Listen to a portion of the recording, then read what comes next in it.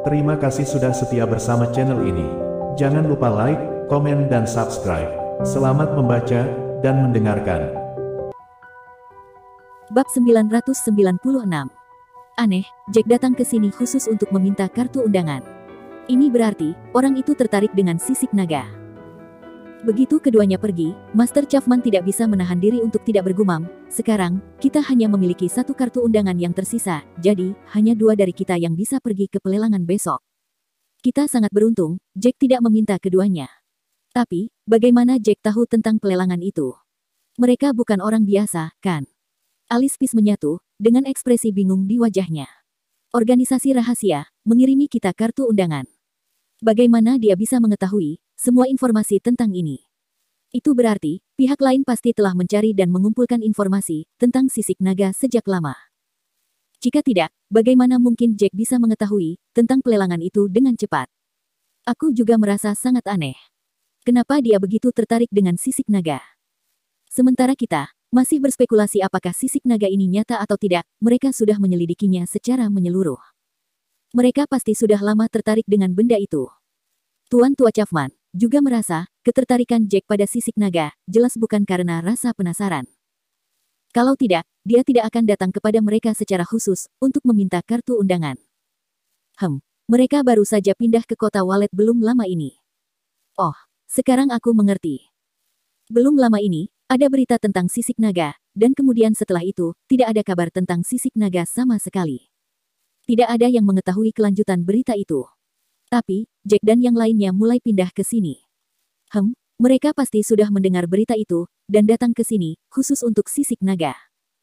Tiba-tiba, Peace memahami situasinya, seolah-olah beberapa roh bijak merasuki tubuhnya. Kita belum pernah mendengar tentang Jack dan yang lainnya sebelumnya, mereka pasti datang ke sini untuk sisik naga. Dan, karena mereka berasal dari kota lain, dan mereka datang ke sini untuk sisik naga, apa artinya itu? Itu berarti bahwa, sisik naga itu pasti asli. Karena itu asli, mungkin, benar-benar ada naga di dunia ini. Apa? Naga itu nyata. Tuan Tua Chapman terkejut dengan informasi itu, dan matanya terbuka lebar. Benda ini selalu menjadi legenda, tidak seorang pun dari kita, yang pernah melihatnya. Awalnya, aku mengira, lelang rahasia tentang sisik naga ini adalah, semacam penipuan, untuk memikat dan menipu uang kita. Tapi, jika tebakan kita benar, maka berarti, sisik naga itu nyata. Benar-benar ada hal seperti itu di dunia ini. Juga, ayah, di kartu undangan tertulis, sisik naga ini memiliki efek ajaib, jika kamu merendamnya di dalam teh dan meminumnya setiap hari, kamu bisa hidup lebih lama. Ini bukan 1 atau 2 tahun lebih lama, tetapi bisa menambah usia hingga puluhan tahun. Jika sisik naga benar-benar ada, bukankah itu berarti efek ajaibnya juga nyata? Master Chapman segera memikirkan sesuatu, dan kegembiraan tiba-tiba bersinar terang di wajahnya. Mata Tuan Tua Chapman juga menunjukkan tanda-tanda kegembiraan, setelah mendengar efek ajaib dari sisik naga. Jika itu benar, maka kita harus mencoba menawar barang ini besok. Lagi pula, pelelangan adalah tentang uang. Ini adalah kompetisi kekayaan. Master Chapman mengangguk setuju. Ya, banyak keluarga terkemuka pasti berpikir bahwa tidak ada yang namanya sisik naga, belum lagi efek ajaibnya yang tertulis di kartu undangan. Mereka pasti mengira itu palsu dan hanya penipuan. Dan, beberapa dari mereka hanya ingin mendapatkannya sebagai koleksi. Jadi, mereka pasti tidak mau menghabiskan begitu banyak uang untuk membeli sisik naga itu. Dalam hal ini, peluang kita untuk mendapatkan sisik naga sangat tinggi. Aku khawatir, tidak akan semudah itu. Yang mengejutkan semua orang, Peace, yang sedang minum tanpa suara, tiba-tiba menyela dengan tawa keras. Jika Jack dan anak buahnya datang ke sini jauh-jauh dari kota lain, semata-mata untuk sisik naga ini, maka mereka bertekad untuk mendapatkannya. Oleh karena itu, Jack pasti akan bersaing ketat dengan kita dalam pelelangan. Ini pelelangan, satu-satunya yang penting adalah uang, bukan kemampuan bertarung. Jadi, apa yang kamu takutkan? Selama kita mempunyai banyak uang dan pihak lain tidak, maka itu akan menjadi pertunjukan kita. Tuan Tua Chapman merasa sangat tidak sabar untuk bisa mendapatkan sisik naga.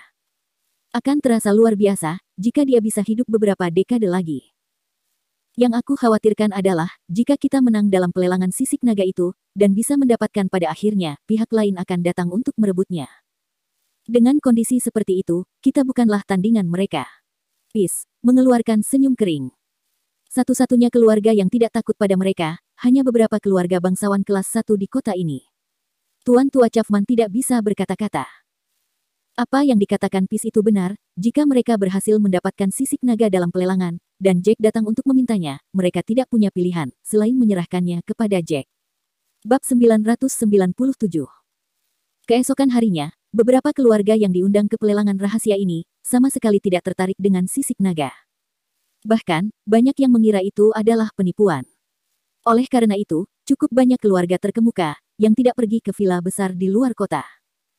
Akan tetapi, masih ada sebagian besar keluarga yang diundang, ingin mengetahui kebenaran sisik naga. Mereka membawa beberapa pengawal, dan pergi ke villa besar di luar kota.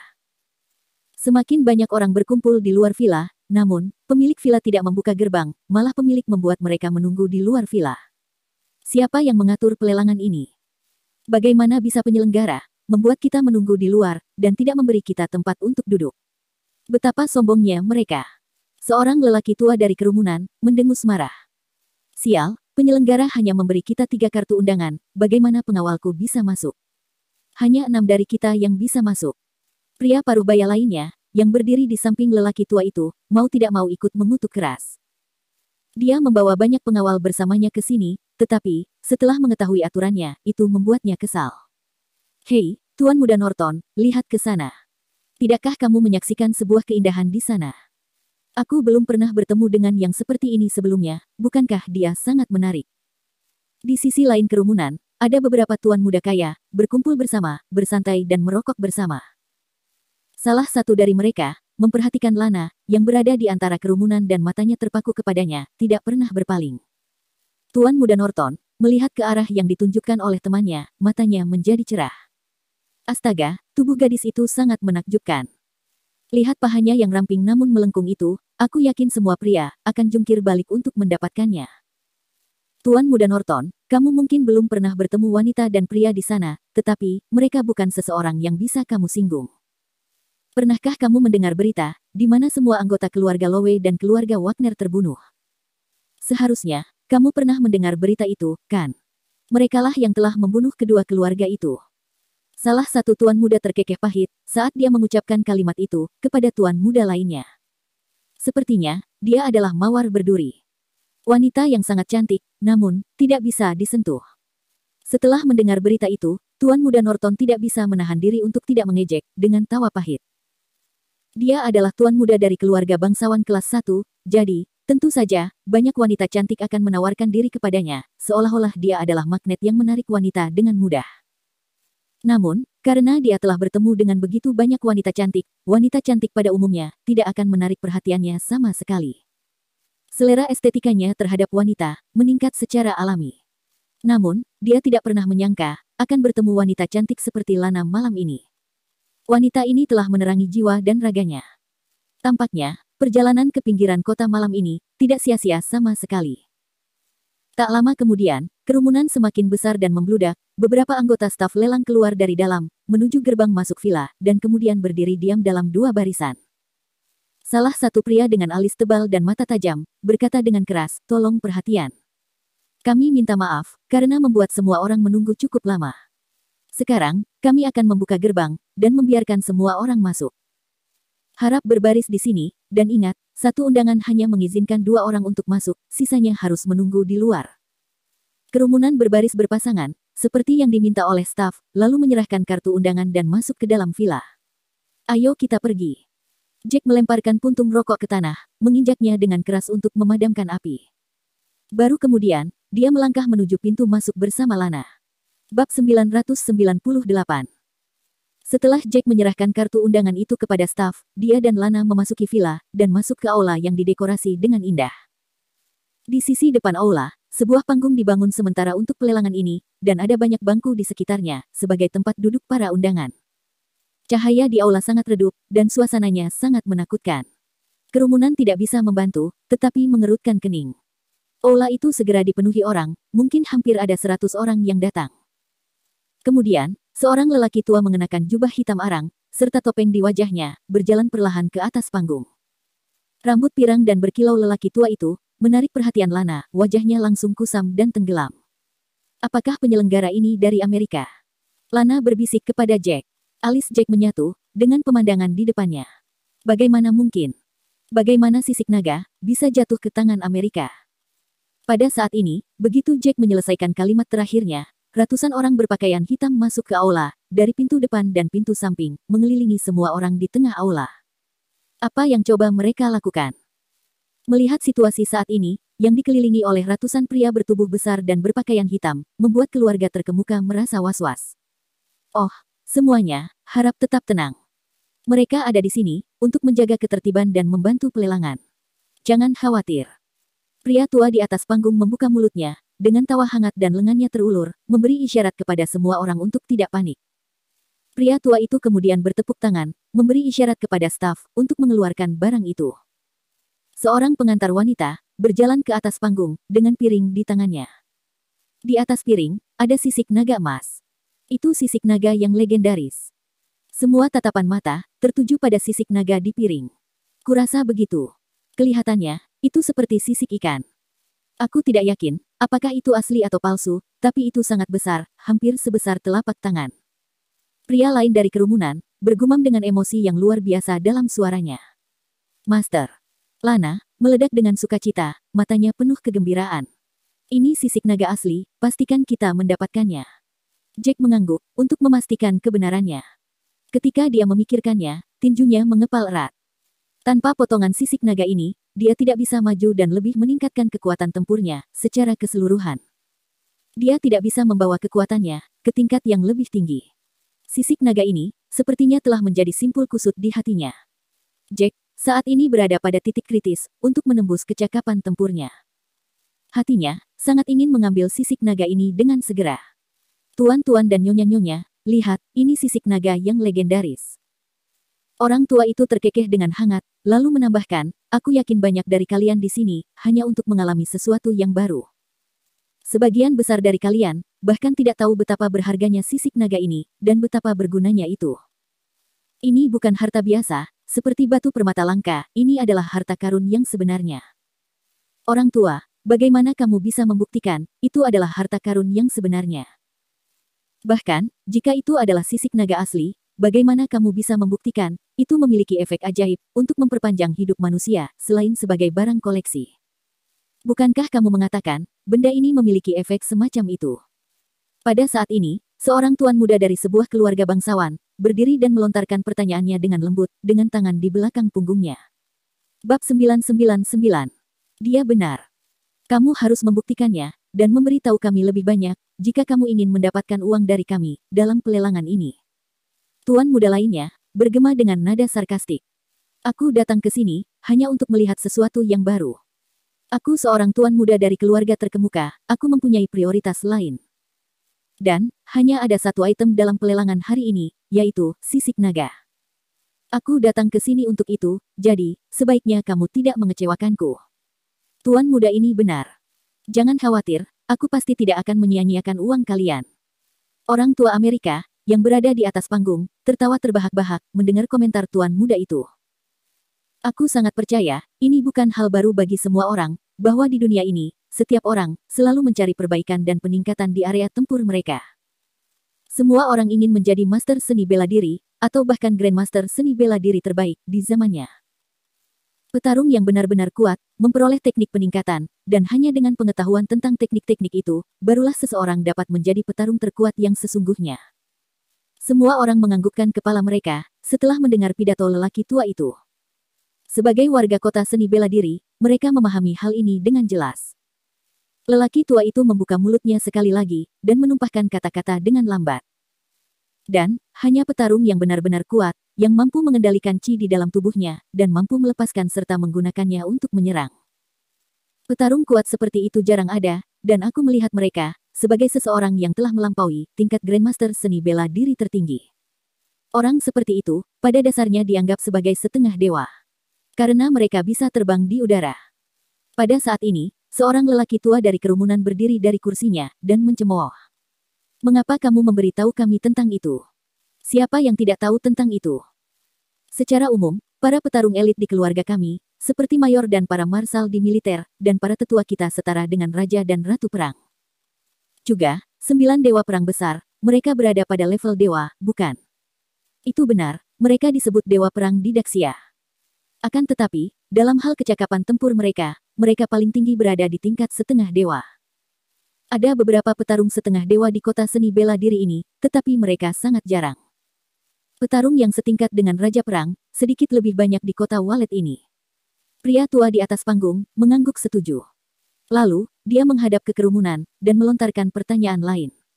Kalau begitu, tahukah kalian, apa nama level, yang berada di atas level setengah dewa? Kebingungan terpampang di wajah banyak orang.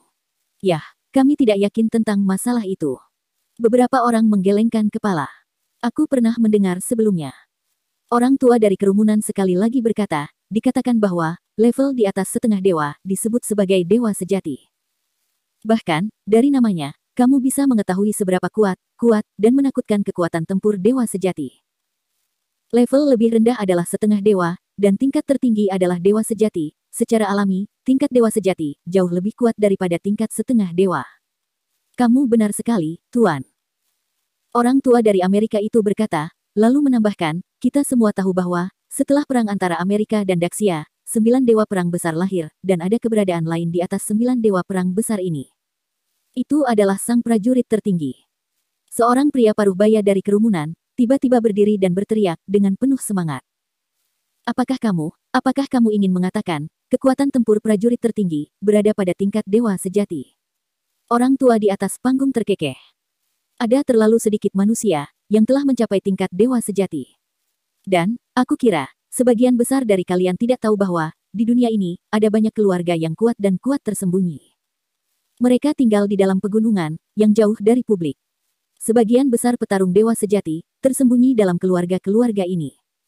Tapi, keluarga-keluarga tersembunyi ini, tidak akan berbaur dengan masyarakat biasa seperti kita, atau mengintervensi kehidupan rakyat jelata.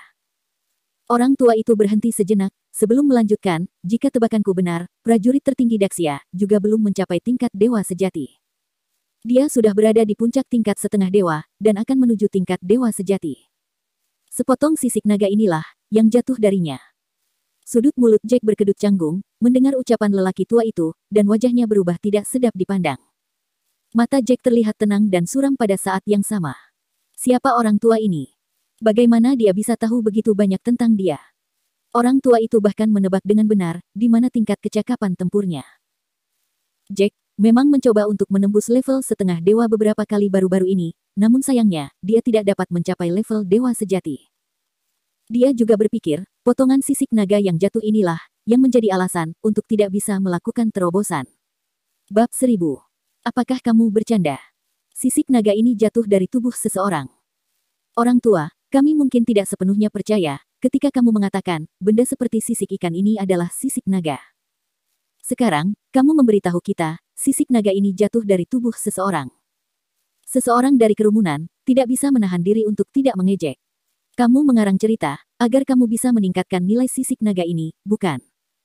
Tapi, kami bukanlah orang bodoh, ceritamu terlalu konyol, kami tidak akan mempercayaimu. Aku khawatir, kamu tidak akan bisa menjual sisik naga ini, dengan banyak uang. Seorang pria lain juga berdiri.